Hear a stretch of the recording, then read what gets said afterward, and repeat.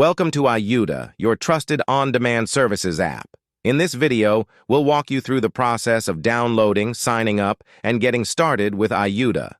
Whether you're an individual service provider or part of an organization, we've got you covered. Before we dive in, let's ensure you have the Ayuda app on your device. Search for and download the Ayuda app from the Google Play Store or the iTunes App Store. It's available for free. Please note that your device must be running Android 9 Plus or iOS 11 Plus to install the app. You can also scan this QR code with your mobile device to access the App Store of your OS.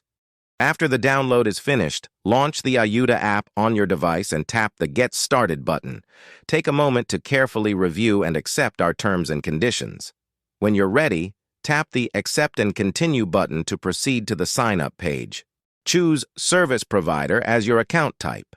If you've already created an account as an Ayuda service provider, sign in with your account credentials. Enter your phone number and password to access your account. If you're new to the Ayuda app, simply tap Register to create your account. Ayuda caters to both individuals and organizations. For this example, let's choose Individual. You can select Organization if that suits your situation better. Please input your credentials, including your first name, last name, phone number, email, and create a secure password.